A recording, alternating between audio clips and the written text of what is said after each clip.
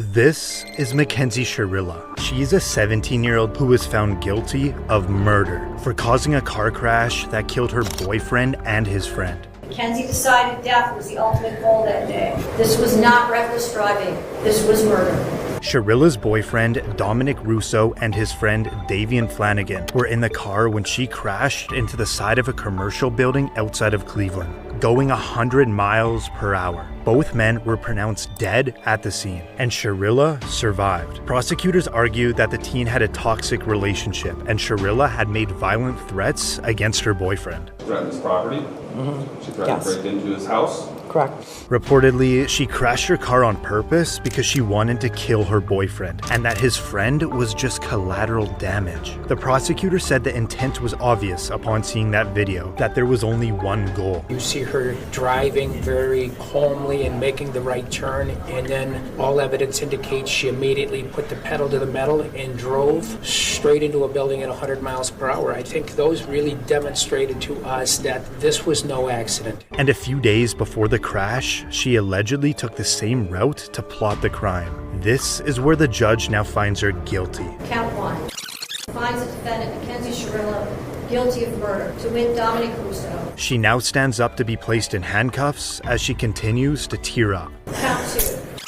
Finds the defendant, Mackenzie Shirilla, guilty of murder, to wit Davian Flanagan. Shirilla now has a moment to speak before her sentencing. The families of Dom and Davian, I'm so deeply sorry. I hope one day you can see I would never let this happen or do it on purpose. I wish I could remember what happened. I'm just so sorry. I'm heartbroken. There was no medical condition that caused this as an accident. There was no mechanical failure of the car. A failed suicide attempt is not a defense to murder. There's a very good likelihood, Mackenzie, that you will spend the rest of your life in prison. She's sentenced on count 1, 15 years to life. Count 2, 15 years to life, to be served concurrent to each other. The judge just sentenced her to 15 years to life in prison.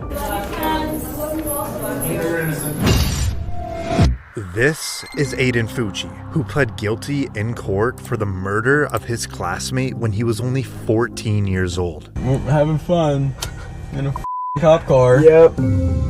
Fucci was classmates with a 13-year-old girl from Patriot Oaks Academy in St. Johns County, Florida. Fucci stabbed her 114 times. Her dead body was later recovered from the woods. After Fucci was arrested, he can be seen in the back of the cop car taking Snapchats. Now this video shows Fucci and his parents in the interrogation room. The Snapchat that you did was not very smart. Like you're all over the internet, Negor. This is serious. This is very serious. This is no joke. This is your whole life. Your whole life. And hers. And ours. A video from prosecutors showed Fucci and the girl allegedly walking together right before she was murdered. Then about 90 minutes later, the video shows Fucci allegedly running away from the area where the body was found. 114 stab wounds, 49 defensive wounds, 35 wounds to the head and neck, 29 to the back and shoulder, and 6 fatal wounds. After Fucci pled guilty to first-degree murder, the judge now hands down his sentence. Having entered a plea of guilty to the crime of first-degree murder, I sentence you to life in prison. Because of your age, you are eligible for review of the sentence in 25 years. After Fucci was sentenced, he stood still with a little movement.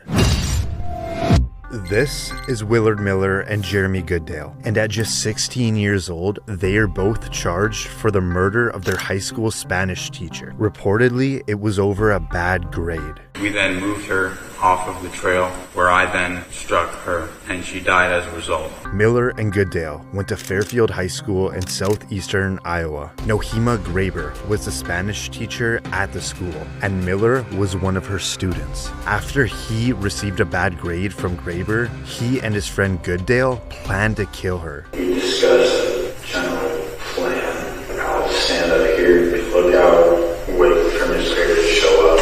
Graber went for her usual walk at Chattawaka City Park.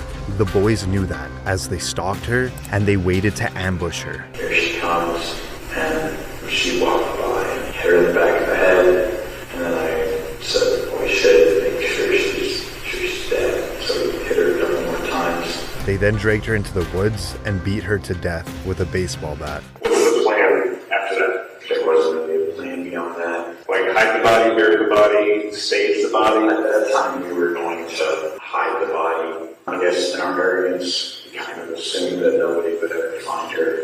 Not long after, both boys were arrested. Court documents allege that the witness who knew Goodale showed law enforcement Snapchat messages that showed Goodale and Miller's involvement in the murder. One of the Snapchat messages saying, "Point of view, you're my Spanish teacher, and this is the last thing you see," followed by, "Time to hide a body." Jeremy Goodale would later plead guilty and testify against his best friend Miller. I understood that he had the intent to kill Mrs. Graber. What is your plea to murder in the first degree, guilty or not guilty? Guilty. This is the moment that Goodale gets to speak before his sentence. I've had time to think on what to say, and I'm sorry, truly sorry. Every day I wish I could go back and stop myself. I can't comprehend losing a loved one in such an awful way. And now the judge hands down his sentence. The defendants shall be sentenced to life with the possibility of parole after 25 years. Now for Miller. This is him apologizing before he receives his sentence. I would like to take this opportunity to wholeheartedly accept responsibility for the role that I've played in the murder of Newman Graber. To the family, I'm sincerely sorry for the distress that I've caused you and the devastation. And I ask that I'm given a chance, and I don't want to be institutionalized. I don't want to be in so long that I forget about what mattered, where I come from, and I look forward to getting through this. And now the judge has some final last words. The defendant, Willard Noble Chaden Miller, should be sentenced to life with the possibility of parole after 35 years. Miller seems to be completely unfazed.